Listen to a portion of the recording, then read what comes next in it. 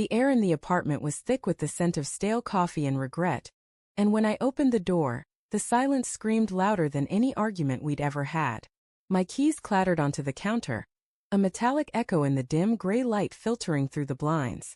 Sarah's coat wasn't on the rack. Her boots, usually strewn carelessly by the door, were gone. A single post-it note stuck to the fridge door fluttered as I passed, its edges curling like a confession waiting to be read. Went to Mom's. Need space. My chest tightened, a fist squeezing my lungs. Space. That word had been her weapon for weeks, sharp and vague, cutting deeper each time she wielded it. I stood frozen in our Brooklyn apartment, the one we'd painted together in a haze of laughter and cheap wine 2 years ago. The walls, once vibrant with our shared dreams, now felt like a stage set for a play that had ended without warning. I didn't touch the note. I didn't need to. Its brevity was a slap, a dismissal of the life we'd built. My fingers twitched, itching to call her to demand answers, but something heavier, dread maybe, pinned me in place. The refrigerator hummed, indifferent, as I stared at the note, its yellow square a mocking beacon in the half-light. Sarah had been distant for months, her warmth cooling like a fire left untended. It started with small things, her phone face down on the table, her late nights at the gallery where she worked, her vague excuses about client meetings that stretched past midnight. I'd rationalized it all. Her job was demanding, her art was her soul, and I was the practical one, the software engineer who paid the bills while she chased her passion.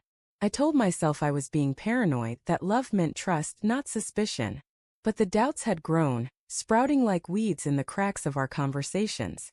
Her laughter, once a melody that lit up my days, had become rare, replaced by sighs and silences that stretched too long. I sank onto the couch, the leather creaking under my weight, and pulled out my phone. No text, no missed calls. Just a lock screen photo of us at Coney Island last summer. Her head thrown back in laughter, my arm around her waist. The memory felt like a lie now, a snapshot from a life that no longer existed. I opened her Instagram, a habit I'd sworn I'd break. Her latest post was from yesterday, a candid shot of her at a rooftop bar, her hair catching the golden hour light, a glass of wine in her hand. The caption read, "Chasing sunsets and new beginnings." My stomach churned. The comments were a parade of heart emojis and vague compliments, but one stood out, a user named Evan Creates, with a single word, stunning. My thumb hovered over his profile, a photographer based in the city. His feed was full of moody portraits, and there in a post from last week was Sarah. Her eyes locked on the camera, a secret smile playing on her lips. The room tilted. I closed the app, my breath shallow, and tried to reason it away. She was an artist. Photographers were part of her world. But the image burned behind my eyes, her gaze too intimate, too unguarded. I stood and paced, the hardwood floor cold against my socks. The apartment was too quiet, too empty, and every corner held a ghost of her. A half-read book on the coffee table, her favorite mug in the sink, its rim stained with her lipstick. I wanted to scream, to shatter the silence, but instead, I grabbed my laptop. If she needed space, I'd give her an ocean of it. I'd dig until I found the truth. Her email was still logged in on my browser, a careless oversight from when we'd shared the laptop last month. I hesitated, my cursor hovering over the inbox. This was a line I couldn't uncross, a betrayal of my own. But the ache in my chest, the weight of her absence, pushed me forward. I typed Evan into the search bar, my hands trembling. A thread appeared, buried in a folder labeled Work. The subject lines were innocuous, project ideas, gallery collab. But the contents were a gut punch. Can't stop thinking about last night. Evan had written 3 weeks ago. You make everything feel alive. Sarah's reply was a single line. You're dangerous, but I don't want to stop. My vision blurred, tears burning as I scrolled through months of messages. Late-night meetups disguised as work.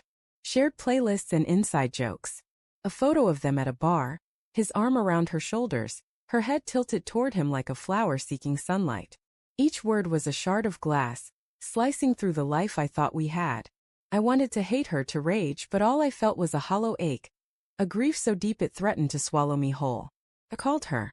The phone rang 5 times before she picked up, her voice soft but guarded.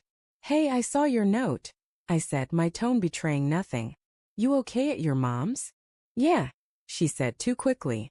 Just needed to clear my head. Clear your head, I repeated, the words tasting bitter. From what, Sarah? From me? From us. Silence stretched across the line, heavy and suffocating. It's not like that, she said finally, her voice cracking. I don't know who I am anymore, Mark.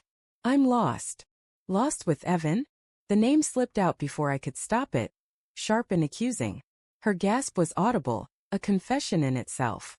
I saw the emails, I said, my voice low, trembling with a mix of anger and heartbreak. How long, Sarah? How long have you been lying?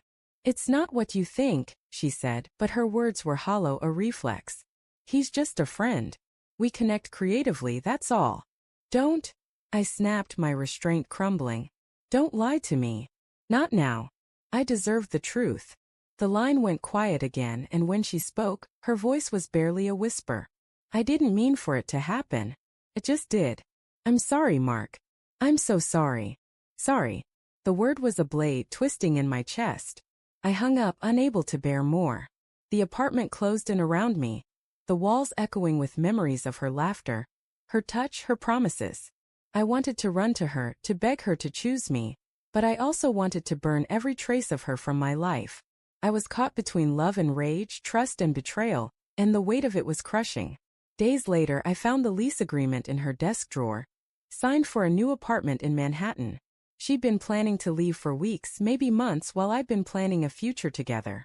The betrayal wasn't just Evan. It was the life she built without me, the dreams she chased while letting mine crumble. I sat on the floor, the paper crumpled in my fist, and let the tears come. Not for her, but for the version of me who'd believed in us. The twist came a month later, when I saw her at a gallery opening I'd been invited to by a mutual friend. She was alone, her eyes red-rimmed, her smile forced. Evan was nowhere in sight. Later, I heard from a friend that he'd left her for another artist, a newer muse. Her new beginnings had collapsed, and the irony was a bitter pill. I didn't approach her.